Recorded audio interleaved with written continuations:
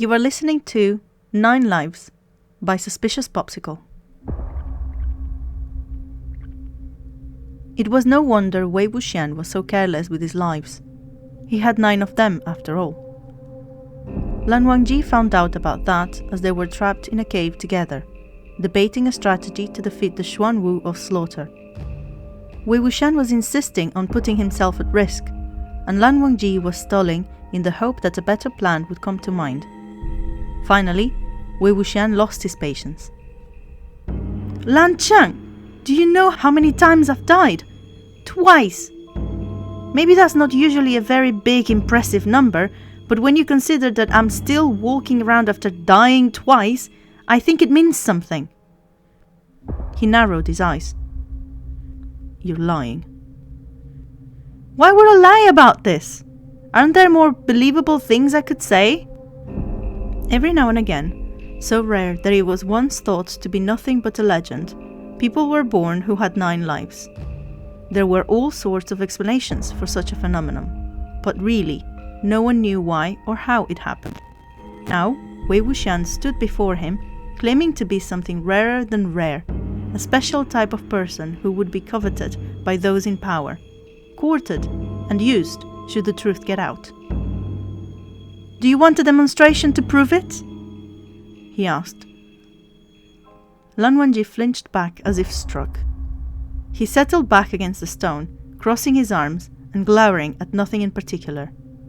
There was an annoyed quality to the silence. Even Wei Wuxian was growing frustrated.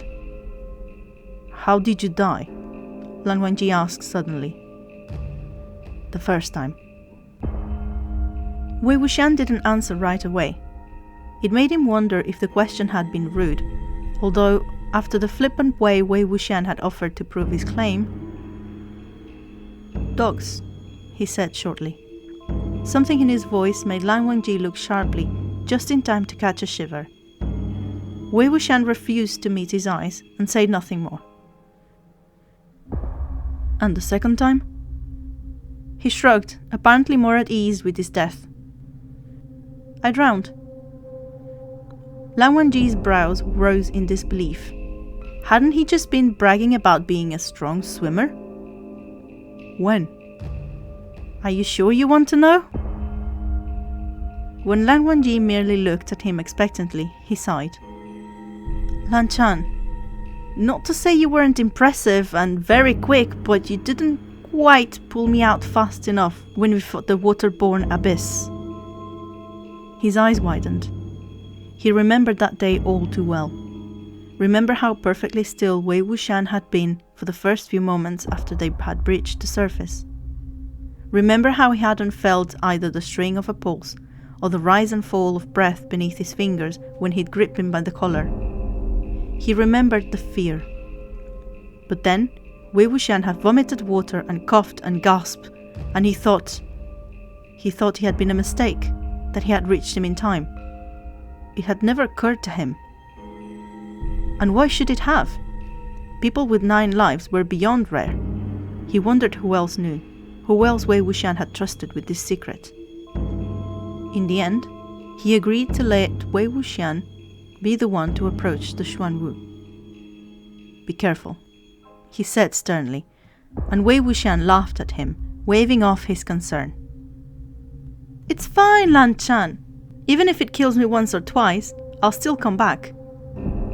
Weighing. Lan Wangji grabbed his arm and squeezed, trying to get through to him how serious he was. "Be careful." Holding his gaze, the laughter had drained from Wei Wuxian's eyes. He swallowed. "Yeah, careful. Sure, that's me. Careful, careful." Wei Wuxian died in the monster's throat. Lan Wangji had to pull his lifeless body from the lake. He sat vigil over him, thinking, "Liar, liar, liar, liar," and tasting the salt of tears from loss piled on top of loss. But then, Wei Wuxian had gasped. His eyes had flown open. He'd rolled over, coughing harshly, spitting up foul blood mixed with lake water, and Lan Wangji had never wanted to hug someone and shout at them so much at the same time. Lan Wangji never betrayed Wei Wuxian's secret, and it was years before they had cause to speak of it again. 6. Wei Wuxian said, by way of greeting. He had spotted Lan Wangji at a table at an inn and invited himself to join him there. It was the first time they had seen each other since the day he had returned, brimming with resentful energy and leading an army of corpses. Immediately, Lan Wangji knew what he meant. He'd lost 3 more lives. How? Holding up 3 fingers, Wei Wuxian counted down his lives. Do you remember the Xuanwu cave? That fever got me on the way back to Lotus Pier. I died a couple of hours from home and woke up in my bed. Even knowing there was nothing he could have done, Lan Wangji felt acutely guilty for having returned to cloud recesses rather than accompanying him. Wei Wuxian had even told him that coming back left him weak for a while. He should have done more, should have found a way to warn those who had come to rescue them and take Wei Wuxian home. His feelings did not show on his face, and Wei Wuxian continued, uninterrupted. Lowering a second finger, he said calmly, "When Chao slit my throat..." The smile that stretched across his face was chilling. You should have seen his face when I healed up and spat blood at him. I challenged him to do his worst, swore that the more he inflicted, the fiercer a corpse I would be when I finally died for real and came back to see that he never had another moment's peace. His lip curled as he lowered the third finger. Then he threw me into the burial mounds. Horror crystallized like frost in Lan Wangji's veins. He couldn't imagine what that must have been like.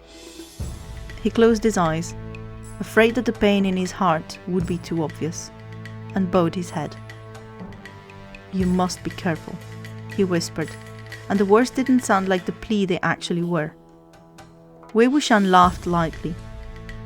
"Why should I have to be careful? Who can harm me now? Who would dare try?" His hand strayed to the flute at his waist. "Save your worries, Lan Chan. I won't be dying anytime soon." The bloodbath of the nightless city made a liar of him. Lan Wangji knew, as he watched him limp away, that Wei Wuxian would die of his injuries. Even so, he followed him, helped him along, got him to a place that they could pretend offered some limited safety. He held Wei Wuxian's hand, ignoring the increasingly weak shoves, paying no mind to the demands that he get lost. He passed Wei Wuxian's spiritual energy, knowing that it was no use, but unable to do anything else.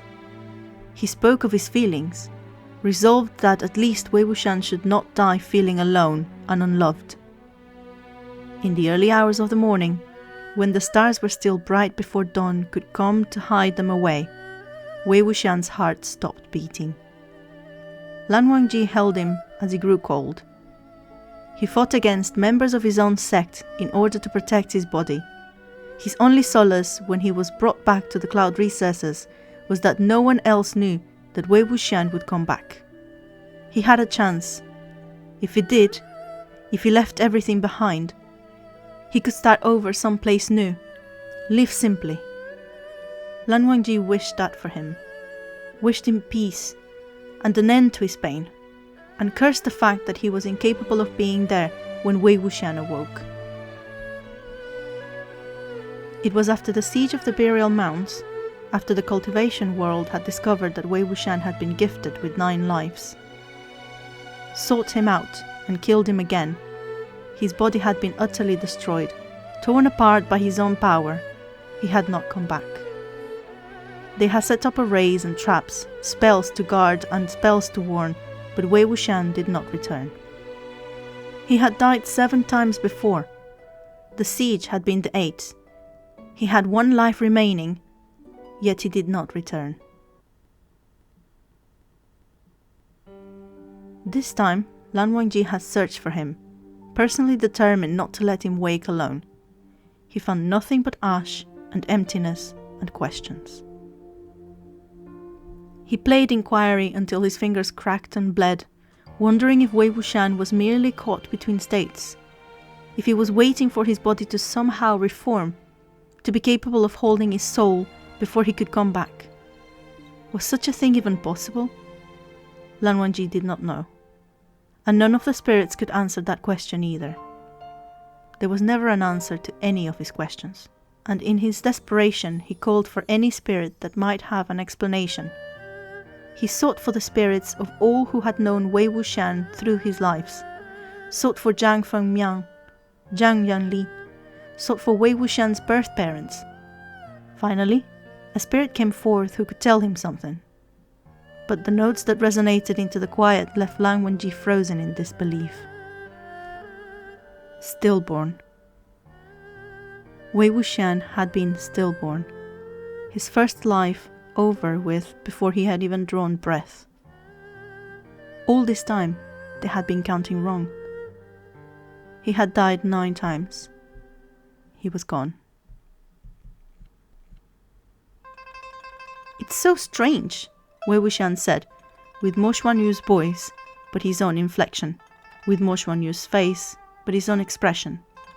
"I'm trying to get used to it, but I keep forgetting that I'm like you now, like most people." Lan Wangji didn't like the sound of those words. Trying to get used to it, and keep forgetting.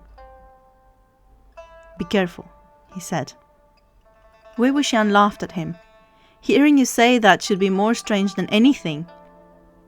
He peered at him, an odd smile playing across his lips. "I wonder why it's not." "You always laugh when I say it." "Do I? I can't remember." "I will remember for you." Remember to keep him safe when Wei Wuxian forgot. Remember to care for him and cherish him when Wei Wuxian was ready to give too much of himself to others. It didn't matter how many lives he had in the past. This was his life now, the threads of it weaving ever tighter to Lan Wangji's own. It was precious. Lan Wangji resolved that he would not fail to protect it again.